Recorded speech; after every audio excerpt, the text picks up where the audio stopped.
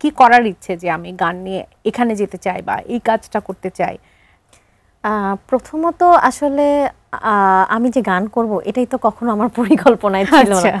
এখন যে গান করছি এটাই তো আসলে জানতাম না কখনো যে আমি ইন ফিউচার গান করব, এটা আমার প্রফেশন হবে।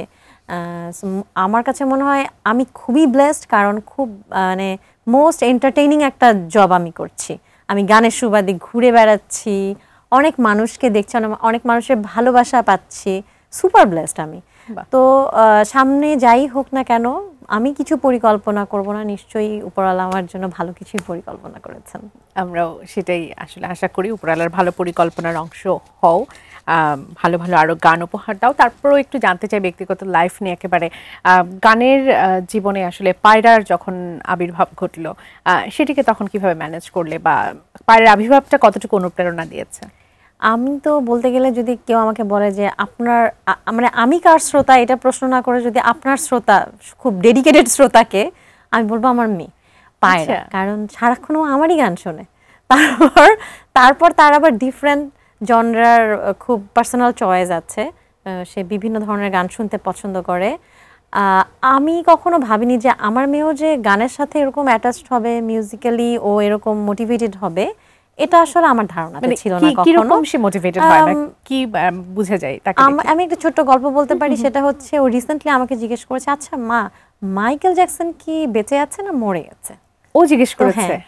আমি তাকে বলেছি, মা মাইকেল জ্যাকসন তো ফিউ ইয়ার্স এগো হি পাসড অ্যাওয়ে।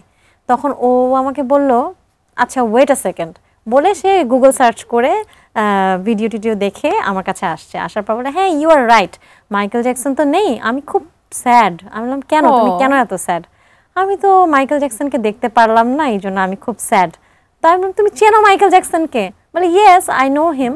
আমি বললাম কি গান শুনেছো? তো ও মাইকেল জ্যাকসনের গানের একটা বিশাল লিস্ট আমাকে বলল, এবং প্রত্যেকটা গান সে গাইতে পারে। ও মাই গড। ফাইনালি আমি বললাম যে কিভাবে মারা গেল মাইকেল জ্যাকসন? বলল রং মেডিকেশনের জন্য মাইকেল জ্যাকসন মারা গেল। সবকিছু রিসার্চ করে ফেলেছে, সে মাইকেল জ্যাকসন সম্পর্কে সবকিছু জেনে তারপরে আমাকে এসে বলছে ইউ আর রাইট। মানে আমাকেও সে বিশ্বাস করে নাই, অথেন্টিক নিউজ তারপরে আসছে। ও খুব অসাধারণ। ওর যেই অনুভূতিটা, সেটা আমিও আসলে অনুভব করতে পারছিলাম, যে ও যে ভিতরে ভিতরে খুব আপসেট, একজন আর্টিস্টের যে সে একজন ফ্যান হয়ে গেছে এবং তার জন্য সে আপসেট ফিল করছে, ওটা আমিও আসলে অনুধাবন করতে পারলাম যে না, সেও আসলে ভেতরে ভেতরে কিন্তু একজন শিল্পী হয়ে গড়ে উঠছে। একদম একদম একদম, না হলে কিভাবে সম্ভব এতটুকু একটা বাচ্চা মেয়ে? আলমগীর ভাই কতটা সাপোর্ট করেন? যদি আমরা এটা জানি তারপরে আরেকবার জিজ্ঞেস করি। এটা তো সবসময়ই বলি, আসলে আমার তো মিউজিকই করা হতো না যদি আলমগীরের সাথেই আমার বিয়ে না হতো। আর একবার রুনা ম্যাম আমাকে বললো কি বলতে চাও? আমি বললাম যে অদ্ভুত একটা মিল আছে আপনার সাথে আমার।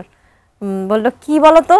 আমি বললাম এই যে দেখেন আপনিও আলমগীরের বউ, আমিও আলমগীরের বউ, আপনার জীবন আলোকিত করছে আলমগীর, আমার জীবন আলোকিত করছে। তো রুনা ম্যাম বললেন যে হ্যাঁ, একজন অ্যাক্টর, একজন মিউজিশিয়ান।